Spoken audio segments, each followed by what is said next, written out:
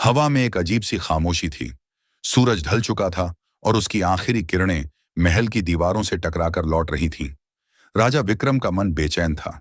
उसकी प्रजा खुश थी, उसका खजाना भरा हुआ था, लेकिन फिर भी एक खालीपन उसे भीतर ही भीतर खाए जा रहा था। यह खालीपन था एक संतान का, एक वारिस का। कई वर्षों से रानी और राजा ने हर तीर्थ, हर मंदिर की यात्रा की, हर साधु से आशीर्वाद लिया, पर कोई फल नहीं मिला। एक रात जब विक्रम अपने शयन कक्ष में उदास बैठे थे, तभी उनके द्वार पर किसी ने दस्तक दी। यह कोई साधारण दस्तक नहीं थी। उसमें एक अजीब सी गहराई थी, जैसे कोई सदियों का रहस्य अपने साथ लेकर आया हो। राजा ने द्वार खोला। सामने एक बूढ़ा साधु खड़ा था। उसकी आंखों में एक अजीब सी चमक थी, जैसे उसने भूत, भविष्य और वर्तमान तीनों को देख लिया हो। साधु ने राजा से कहा, राजन, मैं जानता हूं कि आप किस दुख से पीड़ित हैं। प्रकृति ने आपको बहुत कुछ दिया है, पर जो आपको चाहिए वो उसके पास नहीं है। लेकिन एक तरीका है। अगर आप 1 वर्ष तक अपनी रानी से दूर रह सकते हैं और मेरे बताए रास्ते पर चल सकते हैं, तो आपका खालीपन भर जाएगा। राजा ने बिना एक पल भी सोचे साधु की बात मान ली। अगले ही दिन राजा विक्रम ने साधु के साथ वन की ओर प्रस्थान किया। उन्होंने अपने राजपाट का कार्यभार अपने सबसे विश्वास पात्र मंत्री को सौंप दिया और रानी को बिना बताए चले गए। रानी रोती रह गई, प्रजा चिंतित हो गई, लेकिन राजा का निर्णय अटल था। जंगल में पहुंचकर साधु ने राजा को एक नदी के किनारे रुकने के लिए कहा। नदी का पानी बिल्कुल साफ था और उसके चारों ओर रंग बिरंगे फूल खिले थे। साधु ने एक रहस्यमय मंत्र का जाप करना शुरू किया। मंत्र के प्रभाव से नदी का पानी धीरे धीरे रंग बदलने लगा। पहले वो सुनहरा हुआ, फिर लाल और फिर नीला। जब पानी नीला हो गया तो साधु ने राजा से कहा, राजन, इस पानी से 7 अंजुलियां भरकर आप अपने महल वापस जाएं। एक अंजुली का पानी महल के सबसे ऊंचे शिखर से गिरा दें, दूसरी महल के कुएं में, तीसरी पानी की टंकी में, चौथी महल के बाग में, 5वीं महल की रसोई में, 6ठी महल के आंगन में और 7वीं अंजुली का पानी रानी के शयन कक्ष में छिड़क दें। लेकिन ध्यान रहे, ये सब काम आपको आधी रात के बाद ही करने हैं, जब हर कोई गहरी नींद में हो। राजा ने साधु की बात मानी और 7 अंजुलियां पानी भरकर अपने महल लौट आए। आधी रात के बाद जब सब सो रहे थे, राजा ने साधु के कहे अनुसार एक एक अंजुली पानी हर जगह छिड़कना शुरू किया। हर अंजुली के पानी के छिड़कते ही एक अजीब सी घटना घटती। जहां पानी गिरता वहां एक दिव्य ऊर्जा का संचार होता। महल के ऊंचे शिखर से पानी गिरते ही महल की दीवारों पर एक सुनहरी चमक फैल गई। कुएं में पानी डालते ही उसका जल अमृत जैसा मीठा हो गया। बाग में पानी छिड़कते ही सारे मुरझाए फूल फिर से खिल उठे। रसोई में पानी पड़ते ही रसोई का सारा भोजन दिव्य सुगंध से भर गया। आंगन में पानी छिड़कने से वहां एक अजीब सी शांति छा गई। अंत में जब राजा ने 7वीं अंजुली का पानी रानी के शयन कक्ष में छिड़का तो पूरा कक्ष दिव्य प्रकाश से भर गया। राजा ने आंखें बंद कर ली। जब उन्होंने आंखें खोली तो रानी की कोख में एक शिशु का आभास होने लगा। पूरे 1 वर्ष बाद रानी ने 7 सुंदर कन्याओं को जन्म दिया। ये कन्याएं कोई साधारण कन्याएं नहीं थीं। हर एक कन्या का जन्म महल के अलग अलग हिस्सों में पानी छिड़कने के प्रभाव से हुआ था। पहली कन्या का जन्म ऊंचे शिखर पर पानी छिड़कने से हुआ था, इसलिए वो बहुत ऊंची सोच वाली और दूरदर्शी थी। दूसरी कन्या का जन्म कुएं में पानी डालने से हुआ था, इसलिए वो बहुत गहरी और शांत स्वभाव की थी। तीसरी कन्या बाग में पानी छिड़कने से जन्मी, इसलिए प्रकृति से जुड़ी हुई थी। चौथी कन्या रसोई में पानी डालने से जन्मी, इसलिए बहुत कुशल और स्वादिष्ट भोजन बनाने वाली थी। 5वीं कन्या आंगन में पानी छिड़कने से जन्मी, इसलिए बहुत सामाजिक और मिलनसार थी। 6ठी कन्या रानी के शयन कक्ष में पानी छिड़कने से जन्मी, इसलिए बहुत प्रेममयी और दयालु थी। लेकिन 7वीं कन्या, जिसका जन्म पूरे महल में छिड़के गए पानी के सामूहिक प्रभाव से हुआ था, वो सबसे अलग और रहस्यमयी थी। वो इन 6 बहनों से बिल्कुल भिन्न थी। उसकी आंखों में एक ऐसी चमक थी जो किसी को भी अपनी ओर खींच लेती थी और उसके होंठों पर हमेशा एक रहस्यमय मुस्कान रहती थी। लेकिन इस खुशी के साथ ही एक डर भी था। राजा जानता था कि इन बेटियों का जन्म एक रहस्यमय साधु की कृपा से हुआ था और यह कृपा किसी भी पल एक अभिशाप में बदल सकती थी। उसे यह भी पता था कि हर रहस्य के पीछे एक गहरा राज छुपा होता है। उसे पता था कि जब ये कन्याएं बड़ी होंगी तो इन पर एक बड़ी मुसीबत आने वाली है, और वो मुसीबत क्या थी, इसका राज किसी को भी पता नहीं था। 7 बहनें धीरे धीरे बड़ी होने लगीं। उनकी सुंदरता और उनके अलग अलग गुण पूरे राज्य में प्रसिद्ध हो गए। जहां एक बहन अपनी दूरदर्शिता से राज्य के भविष्य की योजना बनाती, वहीं दूसरी अपने शांत स्वभाव से हर समस्या का समाधान निकालती। एक बहन अपने प्रेम से लोगों के दुख दूर करती तो दूसरी अपनी पाक कला से सबका मन मोह लेती। लेकिन सातवीं बहन, जिसका नाम रहस्य था, वह सबसे अलग थी। वह हमेशा मौन रहती, उसकी आंखों में गहरे रहस्य तैरते थे। वह अक्सर महल से बाहर निकलकर जंगल में अकेले भटकती थी और अजीबोगरीब आवाजें सुनती थी जिन्हें कोई और नहीं सुन सकता था। वह कभी किसी से बात नहीं करती थी, बस अपनी रहस्यमय दुनिया में खोई रहती थी। राजा विक्रम को रहस्य से बहुत लगाव था, लेकिन साथ ही एक अजीब सा डर भी था। उन्हें लगता था कि रहस्य का संबंध किसी ऐसी शक्ति से है जिसके बारे में वह नहीं जानते।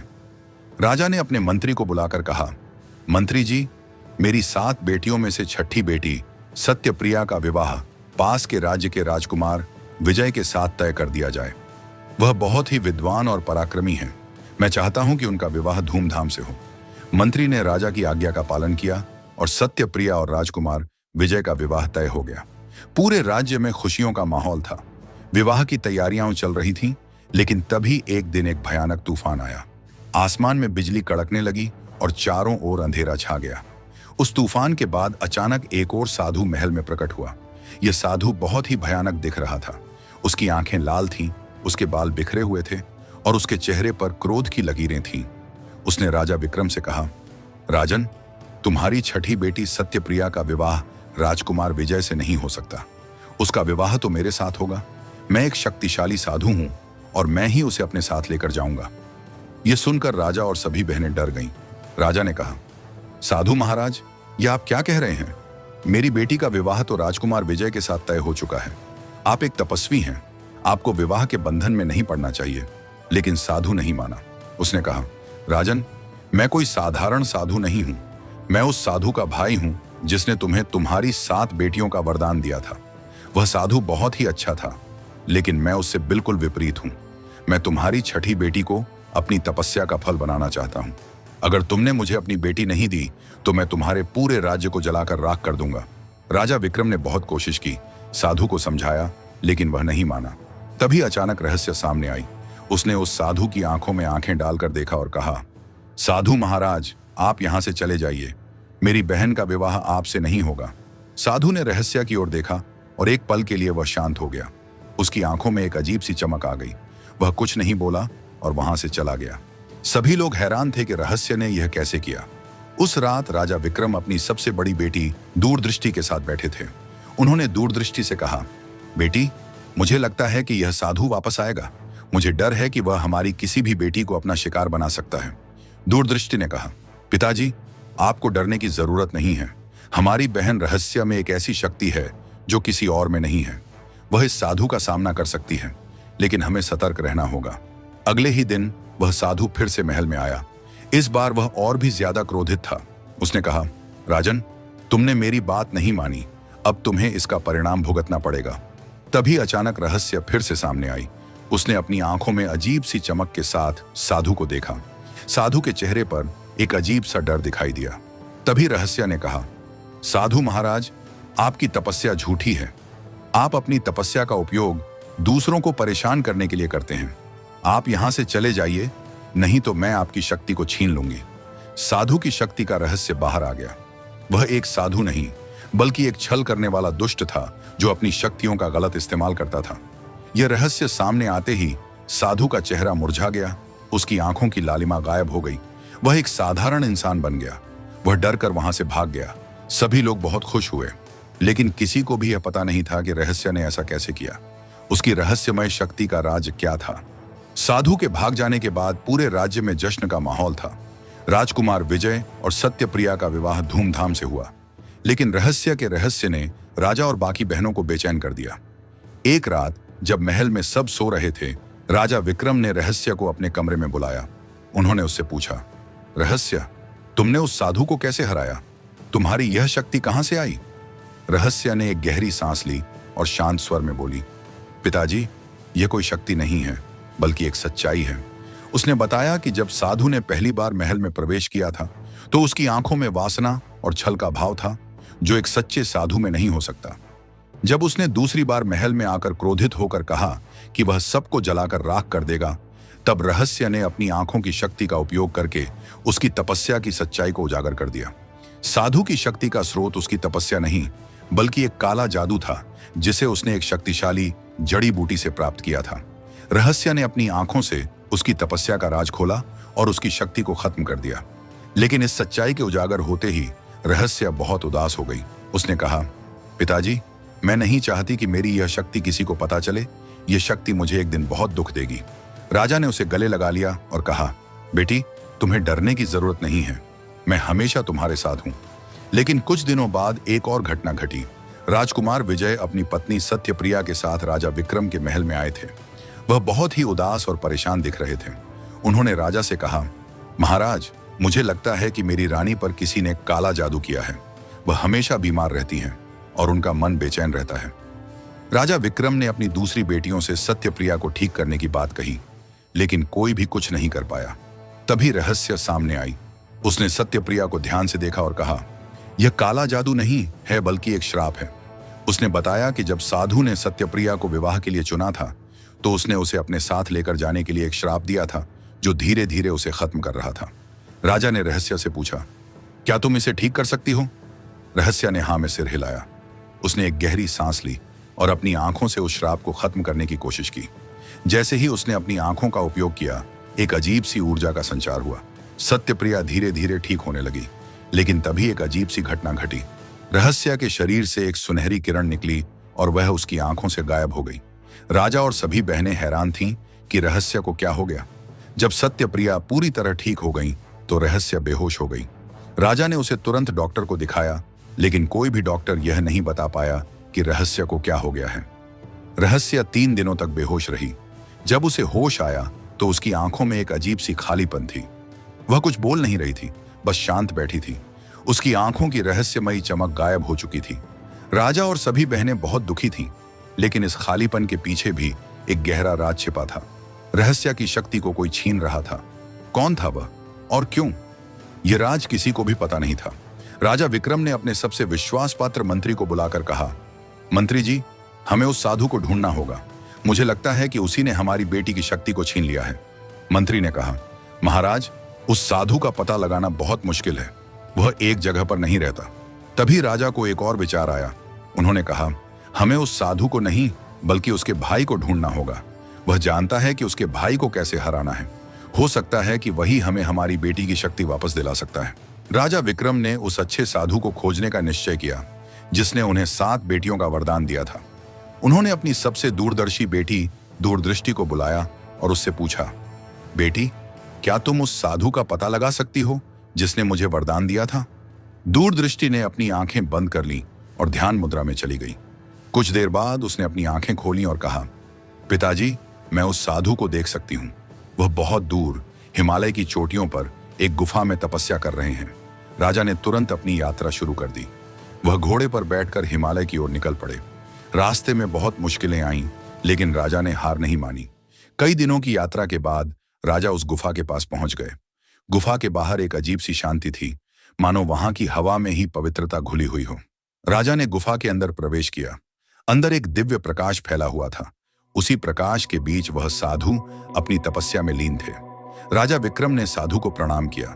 साधु ने आंखें खोली और मुस्कुराते हुए कहा, राजन, मुझे पता था कि तुम आओगे। मैंने तुम्हारी बेटियों के बारे में सब कुछ जान लिया है। राजा ने सारी कहानी बताई कि कैसे उनके महल में एक दुष्ट साधु आया, कैसे रहस्य ने उसे हराया और फिर कैसे उसकी शक्ति गायब हो गई। राजा ने कहा, साधु महाराज, मेरी बेटी को उसकी शक्ति वापस दिला दो। वह बिल्कुल शांत और निर्जीव हो गई है।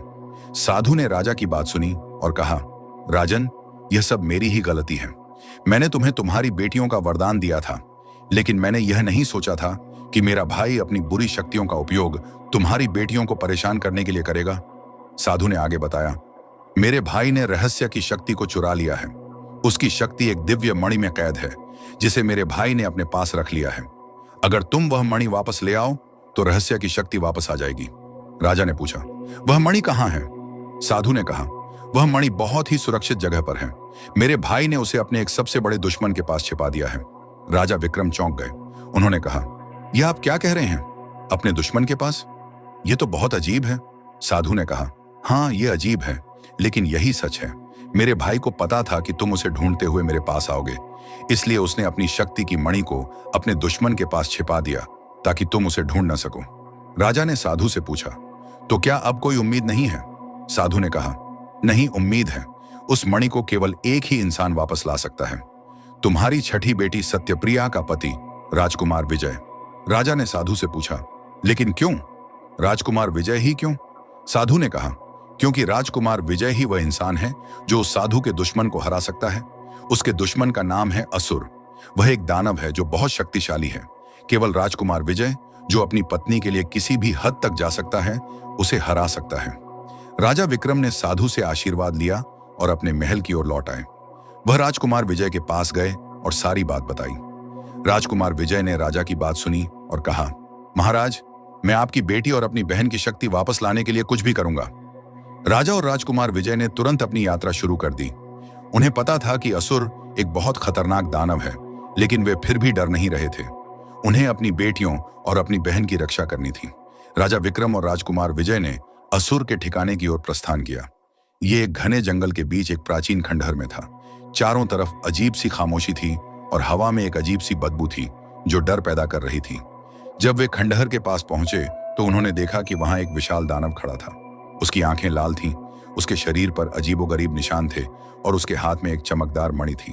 वह कोई और नहीं बल्कि वह दुष्ट साधु था जो अब अपने असली रूप में था, एक दानव। राजा ने राजकुमार विजय से कहा, यह वह दानव नहीं है, यह तो वही साधु है। इसने अपनी शक्ति को छिपाने के लिए एक दानव का रूप धारण किया है। राजकुमार विजय ने कहा, महाराज, आप चिंता न करें, मैं इसे हरा दूंगा। दोनों ने मिलकर उस दानव पर हमला किया। दानव बहुत शक्तिशाली था। उसने अपनी शक्तियों का उपयोग करके राजा और राजकुमार विजय को हराने की कोशिश की, लेकिन राजकुमार विजय बहुत ही साहसी और शक्तिशाली थे। उन्होंने अपनी तलवार निकाली और दानव पर हमला किया। तभी एक अजीब सी घटना घटी। जब राजकुमार विजय ने दानव पर हमला किया तो उसकी तलवार से एक सुनहरी किरण निकली और वह सीधे दानव के दिल में चली गई। दानव के शरीर से एक अजीब सी आवाज निकली और वह धीरे धीरे छोटा होने लगा। कुछ ही देर में वह एक साधारण इंसान बन गया। उसकी शक्ति खत्म हो गई और उसकी आंखों में डर दिखाई दिया। उसने अपने हाथों में रखी हुई मणि को छोड़ दिया। राजकुमार विजय ने तुरंत उस मणि को उठा लिया। मणि बहुत ही चमकदार थी और उसमें एक अजीब सी ऊर्जा थी। राजा विक्रम और राजकुमार विजय वापस अपने महल लौट आए। वे बहुत खुश थे। राजा ने तुरंत रहस्य को अपने पास बुलाया और उसके हाथ में वह मणि रख दी। जैसे ही रहस्य ने मणि को छुआ, उसके शरीर में एक अजीब सा ऊर्जा का संचार हुआ। उसकी आंखें फिर से चमक उठीं और उसके चेहरे पर मुस्कान आ गई। उसने राजा और राजकुमार विजय को देखा और कहा, पिताजी, आप सबने मेरी मदद की, मैं आप सबका धन्यवाद करती हूँ। राजा विक्रम ने कहा, बेटी, तुम अब ठीक हो, यही हमारे लिए सबसे बड़ी खुशी है। तभी राजा ने रहस्य से एक और सवाल पूछा, बेटी, तुम इतनी शांत क्यों हो? रहस्य ने कहा, पिताजी, मैंने अपनी शक्ति का उपयोग करके उस दानव की सारी बुरी शक्तियां ले ली हैं। अब वह एक साधारण इंसान बन गया है और अब वह किसी को परेशान नहीं कर पाएगा। राजा ने कहा, लेकिन तुम ऐसा कैसे कर सकती हो? रहस्य ने कहा, पिताजी, मैं कोई साधारण इंसान नहीं हूं, मैं तो आपकी सारी बेटियों का सार हूं। जब आपने एक एक करके पानी छिड़का तो हर पानी की बूंद में एक नई शक्ति थी और मैं, जो अंत में जन्मी, उन सभी शक्तियों का एक मिला जुला रूप हूं। राजा विक्रम ने रहस्य को गले लगा लिया और कहा, बेटी, तुम मेरी सबसे अच्छी बेटी हो। तुमने मुझे बचाया और तुमने हमारे राज्य को बचाया। राजा ने अंत में एक बात समझी कि प्रेम और त्याग से बढ़कर कोई शक्ति नहीं है। उन्होंने अपनी बेटियों को देखा जो एक दूसरे से बहुत प्यार करती थीं। उन्होंने समझा कि जब सब मिलकर रहते हैं तो कोई भी शक्ति उन्हें हरा नहीं सकती। और यही इस कहानी का सार है कि प्रेम, त्याग और षड्यंत्र के बीच हमेशा प्रेम और त्याग की ही जीत होती है। प्रिय दर्शकों, आपको यह कहानी कैसी लगी? हमें कमेंट बॉक्स में जरूर बताएं। इस कहानी में छुपी गहराई और अनसुलझे रहस्य शायद आपको भी सोचने पर मजबूर कर दें। जीवन में कितनी भी मुश्किलें आएं, प्रेम और एकता से उनका सामना किया जा सकता है। अगर आपको यह कहानी पसंद आई है तो इसे लाइक करें, अपने दोस्तों और परिवार के साथ शेयर करें और ऐसे ही ज्ञानवर्धक और रहस्यमयी कहानियों के लिए हमारे चैनल अभयम स्टोरीज 132 को सब्सक्राइब करना न भूलें। हम जल्द ही मिलेंगे एक नई कहानी के साथ। तब तक के लिए धन्यवाद।